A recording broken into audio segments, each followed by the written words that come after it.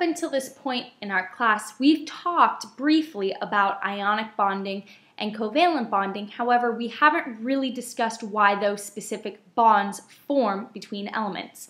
Now, we've talked about with ionic bonding how metals donate electrons while nonmetals accept them. So there's a donation of electrons, while in covalent bonding, there is a sharing of electrons. Now, we're going to look in this lesson why that donation occurs, why that sharing occurs, and whether or not when atoms share electrons, if they're really sharing them equally. Now, in order to understand what atoms do with the electrons that they have, we need to understand an important term, and that term is electronegativity. Now, I've written out the definition for you.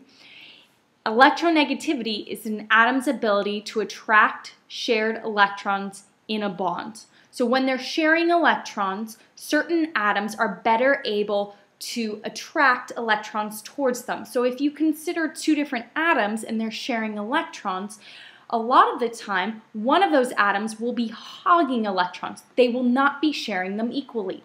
Now, this results from different electronegativities. The higher an atom's electronegativity, the better able it is to hog electrons. It attracts them more than an atom that has a lower electronegativity.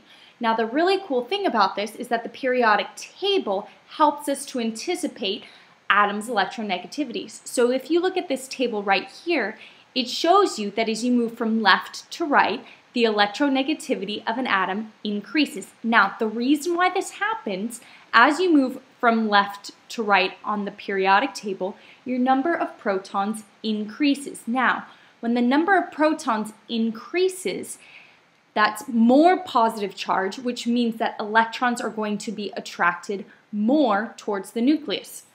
Now, as you move from top to bottom on the periodic table, if you'll remember, the size of the atom increases. Now, this increase in size prevents atoms from being able to hold onto their electrons as well. So they're not as attracted to their electrons because they're farther away from their electrons because the atom's getting bigger and bigger.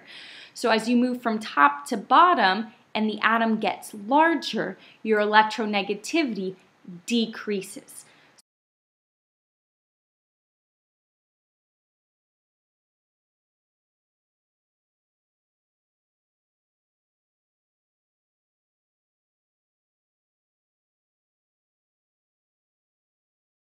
Compare the attraction atoms have for their electrons, we will be talking about three different types of bonds. Now we have covalent nonpolar bonds, we have covalent polar bonds, and we have ionic bonds. So if we look at the first one, covalent nonpolar bonds, what occurs is that electrons are shared equally. Now, the reason why in covalent nonpolar bonds electrons are shared equally, the reason is because the electronegativity of the two atoms involved is extremely similar, if not the same. So if you look at hydrogen, if you have two hydrogens, they're going to be pulling the electrons with the same amount of force in both directions. So they're going to be sharing it equally. Imagine it's a tug of war.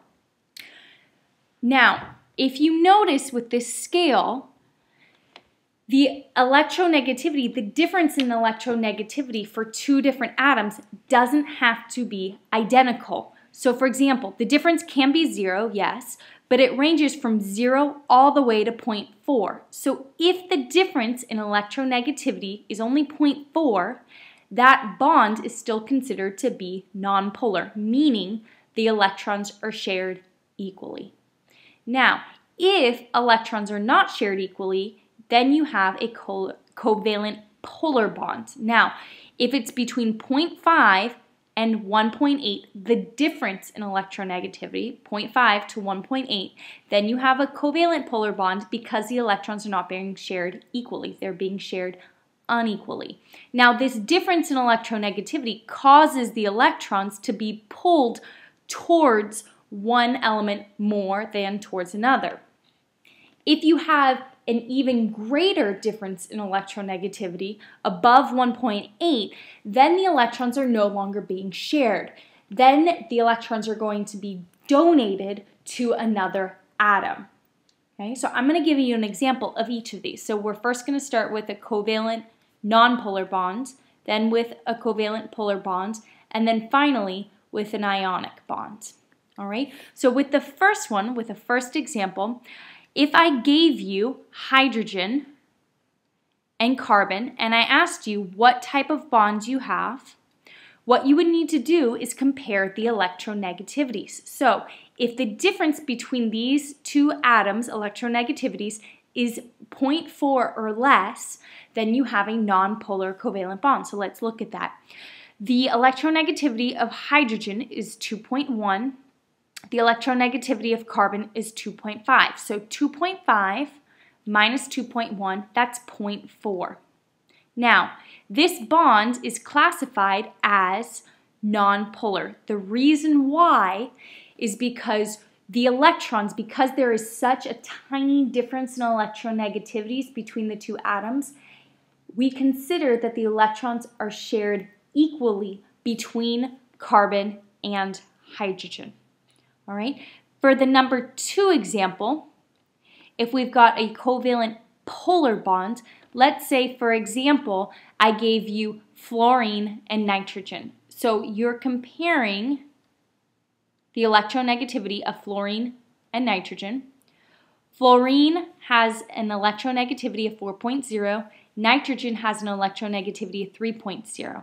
And so the difference is 1.0. Now, this bond is going to be covalent polar, meaning the electrons are still being shared, but they're not being shared equally. And in fact, if we look at this, since fluorine has a larger electronegativity than nitrogen, fluorine is hogging the electrons. It's pulling them more towards itself than nitrogen.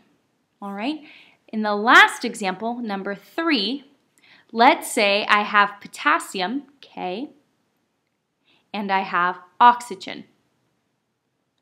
Now, the electronegativity of potassium is 0.8 and the electronegativity of oxygen is 3.5.